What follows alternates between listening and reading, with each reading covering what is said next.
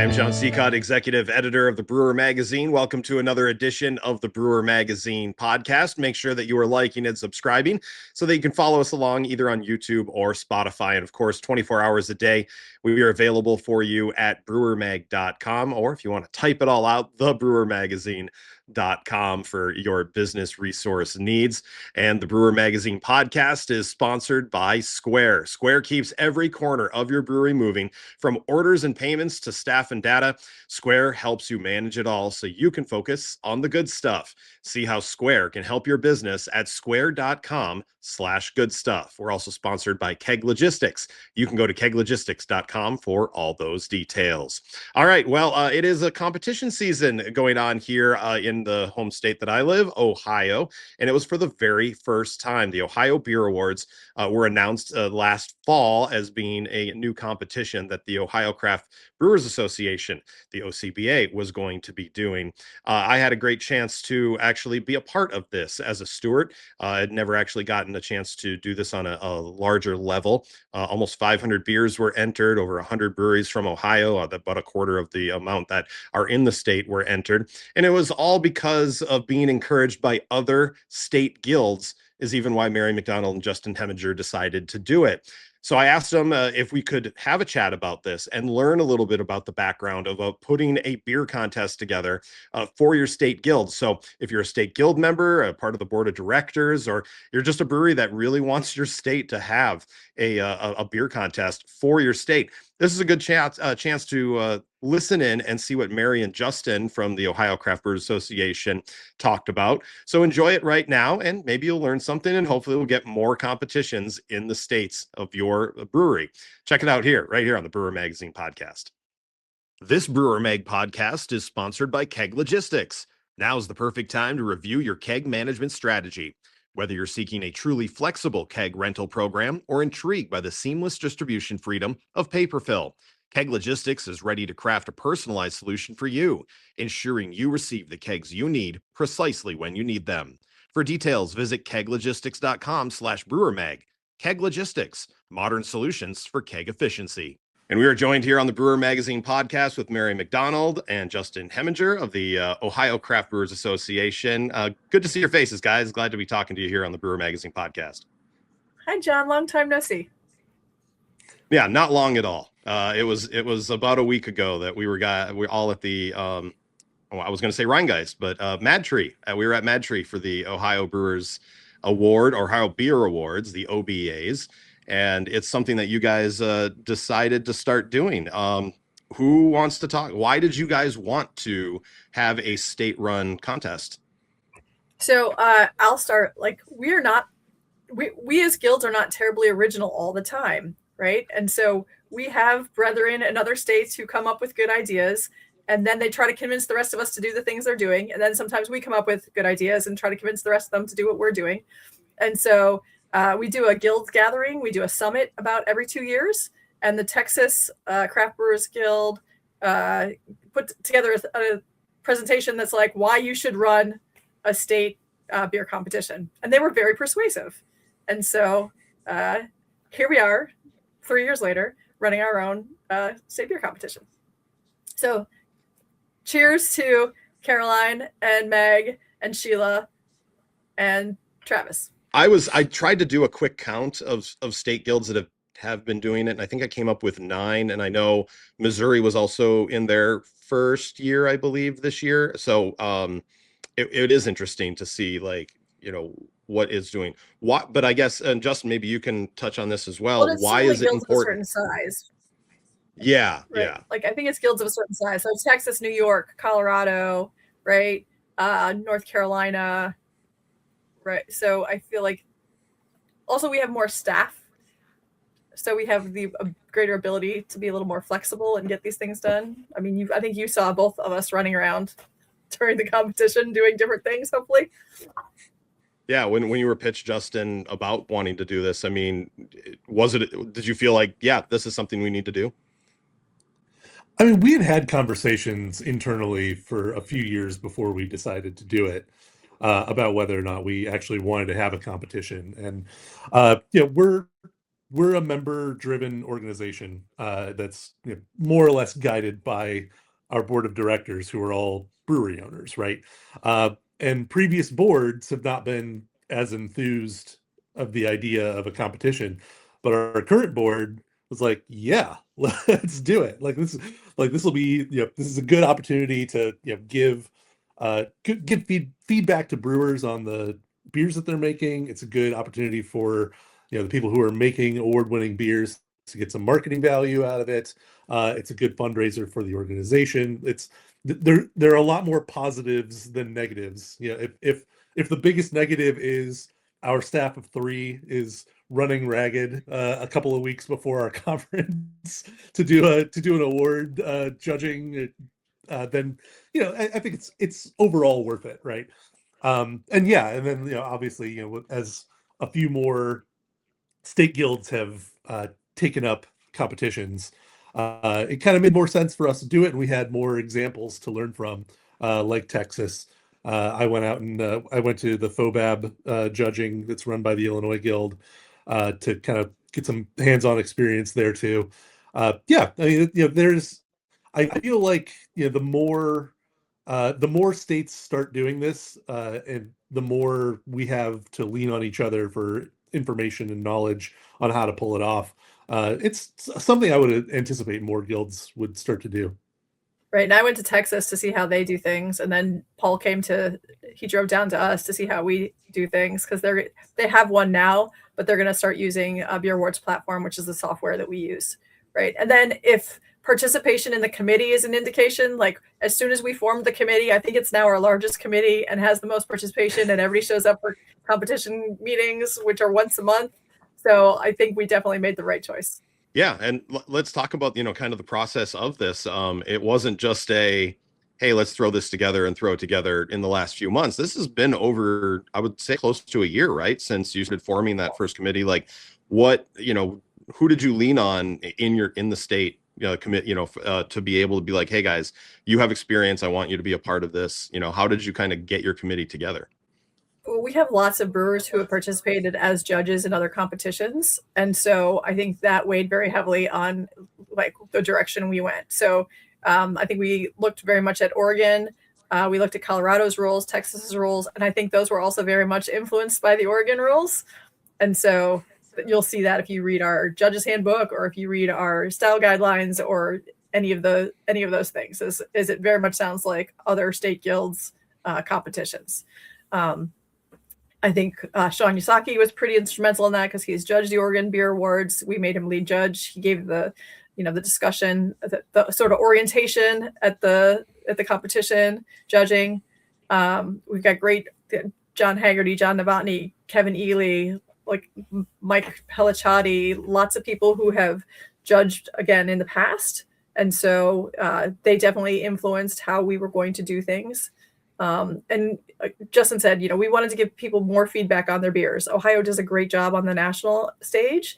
And we do a group beer shipment out to World Beer Cup and Great American Beer Awards to help our members get more of that feedback. And so doing one at home made sense, because, we try to keep it affordable. More breweries can have that feedback, make it approachable. And in those meetings, like, how did you guys, I know, like you said, I think Ben Edmonds is kind of, everyone likes to lean on what, the Oregon Beer Awards are all about. I watched the last ceremony, and, you and his little speech before, like, it gets you fired up. It gets you to want to do that. So obviously leaning on them, how did you guys create it? How was the first Ohio Beer Awards created and, leaned on? What were some of the key points of how you wanted it to go? You're making me realize I could have used this as an excuse to get Ben Edmonds to come out to Ohio, and I didn't again. There's always next year. Yeah. We do a lot of events. And so I think it's just we're going by that playbook for, when do we want to have it? Who's going to be involved? Who's going to be responsible for what, right? Like, there's all these things that we put into practice when we run Winter Warmerfest or we run a conference. And so it's more like, figuring out what the things that we need to do are, and who's going to be responsible for what. So let's move on to the you finally got everything organized. You guys knew when you're going to do it.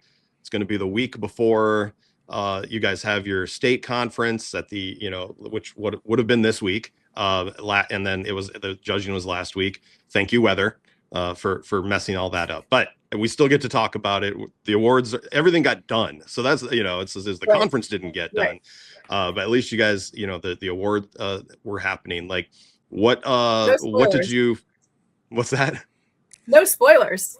No spoilers. Yeah, you guys. How is it now? Like the awards would have been done last night. You've been sitting on this information. It's just it was a little melancholy to be watching the news last night. So I was like, we could be giving out awards right now. I'm watching. I think the one thing, and Justin, maybe you in your mind, some of the things that happened, but like to me, like I was there, it was a bunch of letters and numbers and cans with QR codes on it. So like I don't think there's no spoilers. I don't think a lot of people even knew, even as a steward or a judge, like it went very well, like as a blind. Like it's going to be a great experience when you guys get a chance to announce these, right? Yeah, absolutely. I think if some stewards were paying attention, they might know who the medalists were, because at the end of a medal round, we do like secure those beers. Or at the end of a first round, we have to secure the beers that are moving forward. But that said, I mean, we had such a great crew of stewards. I mean, we had, I think, something like about 24 on the first night and just under 20 on the second day. And everybody did such a great job, keeping everything straight. The hardest thing about running a judging session from the cellar side is just making sure that like the right beer gets in the right cup and gets out to the judges, without any drama or issues. And our cellar staff did an amazing job pulling that all off. But yeah, I mean, we've got, the one spoiler I'll give is that there are no categories where there's not a gold or not a bronze or something like that, like you have at GABF.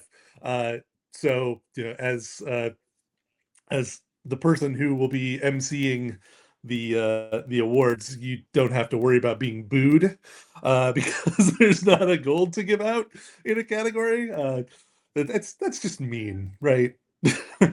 Yeah. But yeah, so you had 26 categories and 3 medals apiece. So we're and I'm sure Mary's getting the same, but yeah, we've got people blowing up my phone and email. Like, did I win?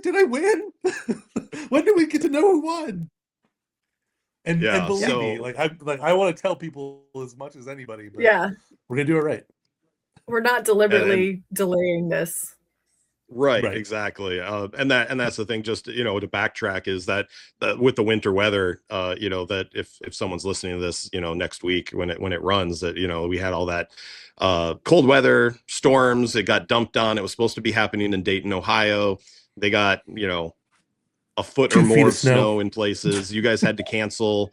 You're supposed to have the start of it on Monday afternoon in Dayton, and you guys had to cancel about 4:00 on Sunday. So it had to have been just crazy to, now you have to sit on it a little longer, but eventually you guys will have that information printed. I know we were talking off, you're waiting to hear when everyone wants it. I think the first answer is going to be, well, right now would be great, but yeah, there's always logistics involved. And speaking of logistics, what were some of the key logistic hurdles that you guys had to do just to get, a place, a time, people? Like, what are all those important things? If there's a state guild person listening or someone in a brewery that, wants to kind of start heading something up for their state if they don't have it, what are some of those key hurdles that you kind of have to attack right at the beginning? This Brewer Mag podcast is sponsored by Keg Logistics. Now's the perfect time to review your keg management strategy. Whether you're seeking a truly flexible keg rental program or intrigued by the seamless distribution freedom of paper fill, Keg Logistics is ready to craft a personalized solution for you, ensuring you receive the kegs you need precisely when you need them. For details, visit keglogistics.com/brewermag. Keg Logistics, modern solutions for keg efficiency.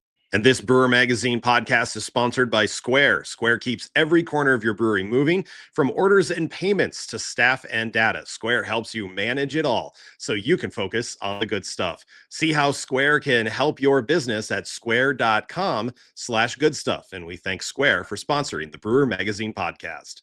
Finding a space with enough cold storage to store 5 pallets of beer is pretty important. We were lucky that we have Brittany Fry from Mad Tree, who was like, oh, we got the hop cooler, that's not a problem. Having the space to have both a cellar and the space for the judges to spread out, right? So that you don't have judge tables right on top of each other. I think like the big thing that I don't think we plan for is like, how do you move all that beer once you have it, and once you're organizing it, because we organized it, checked it in, and organized it into flights, which is like some 68, 70 flights. Like, then you've got to put that all in something back on pallets so that it doesn't break or spill. Or I think that was like the biggest logistical was Thursday night after we checked all the beer in, after it was all in flights, and then we're like, okay, how do we put this back together so that it makes sense when we pull it all off on Monday and can start the first session and put these things into flights, right? It was like, we don't have enough boxes. We brought 36 27-gallon Sterilite tubs, and that was not enough. And it was, we were taping boxes back together to try to make sense of it all. And we had literally just enough boxes. Like, it would have been great if we had another dozen boxes to make more sense of these things, but we had just enough boxes from what everyone had sent their beer into that were salvageable to make this all make sense, to undo it all on Monday. Yeah, I'd say if any other prospective competition organizers are watching or listening to this, do not break down any boxes. Whatever boxes the beer come in, don't break them down. You're going to need them later. So yeah, that's a big thing. I mean, the other side of it is the labor, like the judges and the volunteers.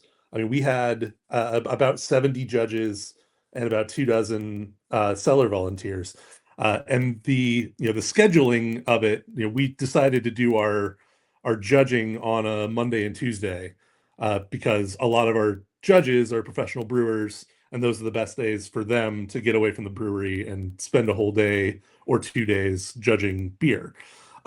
For volunteers, it's not necessarily the case because they might be working Monday through Friday, 9-to-5 jobs, and they would have to actually take time off to come and pour beer for judges. So, finding a compromise space or a compromise time where you can properly staff both sides of the curtain, I think that's really, really important. Nice. Yeah, I think I agree. Like, it was, I think it was 5 to 9-ish on Monday, right? And then all day on Tuesday. So like you said, you were able to get people getting off of work on Monday, being able to be there. But then, yeah, it was great. I got a chance to meet people that, mostly in the Cincinnati area, great networking. I mean, it was awesome. Like, people that worked in the beer space, but not necessarily for a brewery, or if one of them did, they weren't working with any of their stuff. That was really important for you guys too, as well, as to make sure judges weren't judging their own beer, stewards weren't serving their own beer. And was there a lot of overlap? I mean, or does it just take a little bit of time to run through some names and numbers? Justin has spreadsheets. Usually I'm the spreadsheet. Yeah, totally.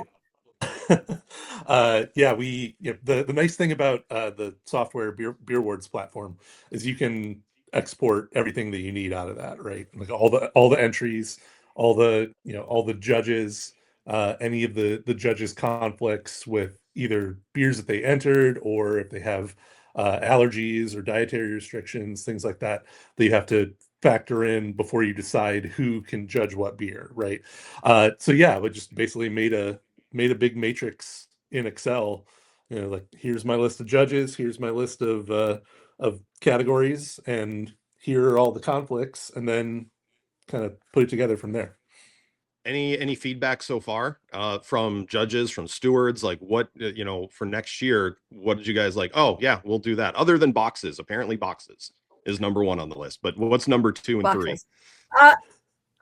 Number two, I think would be timing. Like, we built in a lot of extra time for ourselves because it was our first time and we didn't know how it would go, and we didn't know the rebuilding of flights and things like that. And so there was downtime for judges who were very efficient.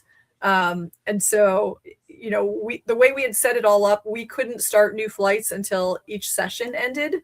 So everyone had finished their flights. And if we do this a different way on the platform, we can do it so that if one set of judges finishes their flight, they can start their next flight if it's available, right? And so I think, we did this over a day and a half, and we could probably get it done in one day. We had planned 3 days, right? We had planned a night and then 2 days. And when we were working it all out, once we had the flights, once we're like, oh, we can get this done in probably the day and a half. But in reality, could we get it done in a day if we pushed harder and were more efficient? I think we probably could. And we only had just a touch under 500 entries, which, only 500, right? It's still like 5 pallets of beer. It's a ton of stuff to get through. But we were kind of lucky that there weren't any categories that had so many entries that we had to do any middle rounds. We were able to cut out the complication of having a middle round between the initial and the medal awarding round, right? Next year we hope to have more entries, and we probably will have to factor in for middle rounds next year. So yeah, I mean, that's just a complication that we have to be aware of going forward. But yeah, I mean, we could definitely reduce the amount of downtime that judges had. Like, we basically built in a meal break in between each of their judging sessions. That was kind of like our training wheels to make sure we could keep everything going.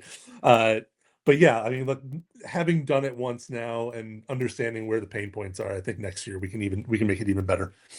And how does it work now? Like, you guys are here in, going into February, and it's time to start planning for the 2027 awards. Like, how much less stressful or more stressful is it now that you're heading in? You haven't even gotten a chance to award everything from the first one yet, but you do have to start the planning process. Like, and it's in a different city, and there's other things going on. Like, how much of the wheels are going for the next one already?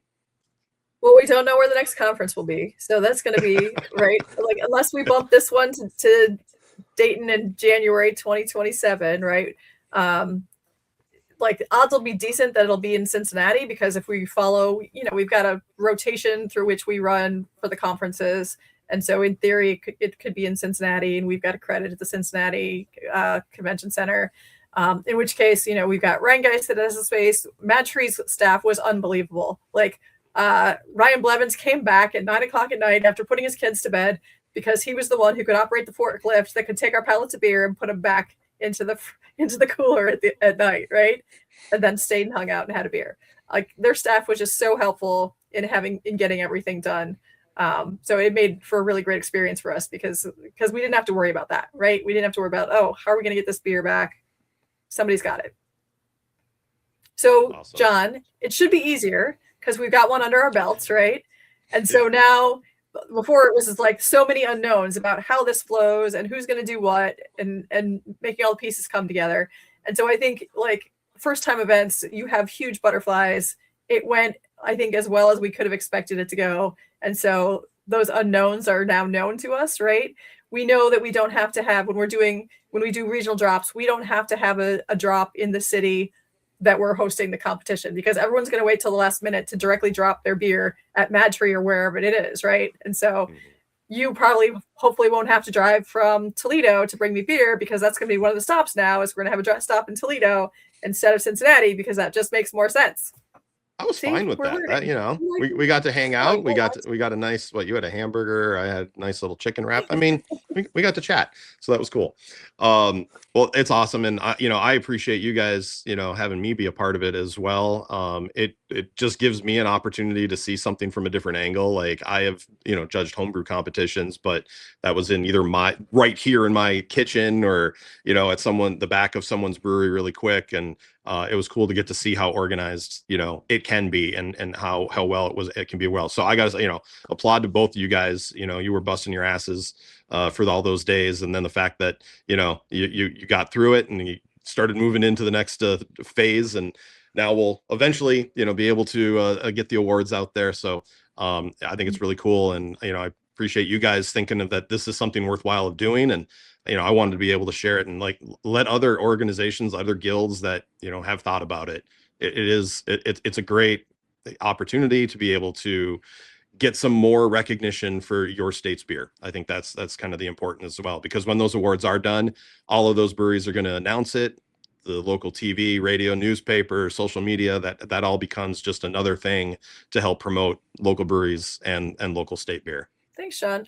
And one more thing we thought was really important was to train more judges. And so, if we had 20 some panels, every one of those panels had someone who hadn't judged before. And so we think it's really important to help build that education piece too. Well, I always like ending my podcast with a little off the wall questions, get to know you guys a little bit. So I'm gonna ask two, and then you guys can each answer it, and you can fight who wants to go first. But I guess the first one, and I know both of you guys I've known, for many years now. So Justin, I know you're a big baseball guy, you're a music guy. Mary, you love the outdoors. Have you had a bucket list trip that you still are waiting on? Like, I know you've had some great ones in the past, but do you have something still on the bucket list to travel? Like, I'm never going to stop traveling. I think the boundary waters, like northern Minnesota, Wisconsin, are in the works for this summer, probably. And when I did my great big tour across the United States, I didn't get to go to Glacier because I got shut out of that. So going to Glacier National Park, which I have very fond memories of from childhood, is another thing on the bucket list. Yeah, I've never been to spring training in Florida or Arizona. I'd love to do that at some point. Unfortunately, this year is definitely off the books. If we end up rescheduling the conference during spring training, I'm not gonna go. But that would be a lot of fun. I've been to all 30 Major League Baseball parks, so at some point, when the next one opens, I'm going to go to that. I've also always wanted to go to Oktoberfest in Munich. That would be a fun trip. I think that's kind of a bucket list for me. I hear there's a state guild that's doing that this year. It's true. Hop on board. And then last, just when it comes to beer, like, tell us your beer story. What got you into beer? What got you into what you're doing in a short version? And then finish off with, if you weren't doing this, what else would you be doing? Okay. Well, I did go to Germany when I was in high school, and like the first time that I tasted a beer that wasn't whatever cheap American thing my dad drank was over there. So that was pretty eye-opening. Just kind of getting a sense of the everyday culture of beer in a place that wasn't America. Kind of got me, kind of opened my mind to that. And then I ended up in restaurants and hospitality, and got to know a lot of the breweries around Columbus and a few around Ohio about 10 years ago. And then this opportunity with the guild opened up. So yeah, I jumped at it, and apparently I was good enough to get the job, and I'm still here after 9 years. So now we've got his feet cemented. Like, you're not going anywhere. Yeah.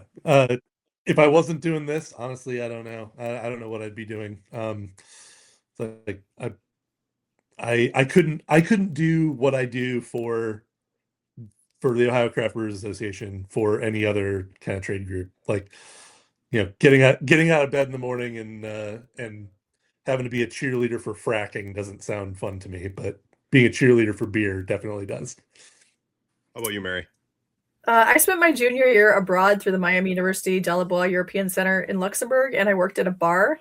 And I turned 21 while I was in Luxembourg, though I confess that I drank plenty from the time I got to college.